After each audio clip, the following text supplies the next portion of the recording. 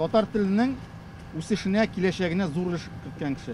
Оның белән хушлашырга килгән шәкертләре Илдар Низамовны татар телен камил белүче остаз, язу осталыгына төшендерә алган таләпчән мөгаллим дип атай. Телне үстерү өстендә эшләгән кеше.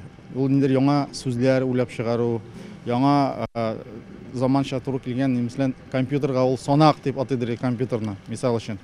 Шундый рәвештә ул телнең җиңеләйтеп, байыту эше белән шөгыльләнде. Илдар Низамов 25 ел гомерен татар журналистикасына багышлаган. Аның фәнни хезмәтләре студентларның өстәл китабы, басма сүз көче, татар сөйләме нигезләре, журналистика жанрлары буенча фәнни хезмәтләр яза ул. Телнең куллану даирәсен арттыру буенча зур эш алып бара. Әйбәт язучы да, публицист да, фән эшлеклесе дә, фәнни изләнәләр алып баручы зур галим дә бар яктан да алып барды. Бар яктан да безгә үрнәк булды. Чын әйбәт журналистлар булып тәрбияләнеп чыктылар. Телне белә торган, телнең асылын, тел безнең байлыгын яхшы үзләштергән журналистлар тәрбияләде ул. Татарстан журналистларының барысы да диярлек Илдар Низамов мәктәбен узган. Аның киңәшләрен истә тотып эшлиләр. Уларның берсе диванга кырын ятып, илһам килүне көтеп ятып булмый.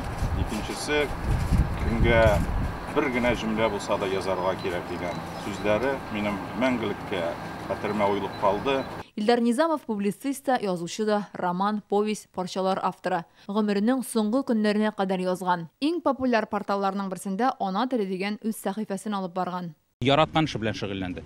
Безнең сайтка, матбугат рус сайтына гел язып торды, даими һәм менә соңгы материалы 10 февраль көнне чыккан. Менә әле генә әле.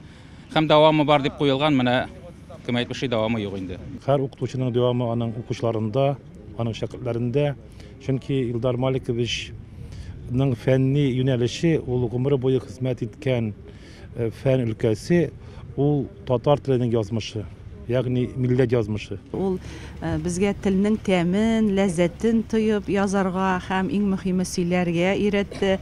Чынлап та андый укытучылар алар бик сирәк, чөнки журналистика бит инде ул язу гына түгел, сөйләү дә. Ишле гаиләдә үсә, 2 ул тәрбияләгән, оныкларының горурлыгы ул. Хезмәттәшләре өчен намуслы, шаян кеше була. Балык тотарга яратайды ул, мәсәлән, ел сайын балык тотарга чакырайды үзенең туган авылы Чишмәле Сапка.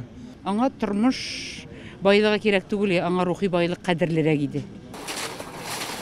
Илдар Низамовны Әтнә районы Чишмәле Сап авылында җирләделәр.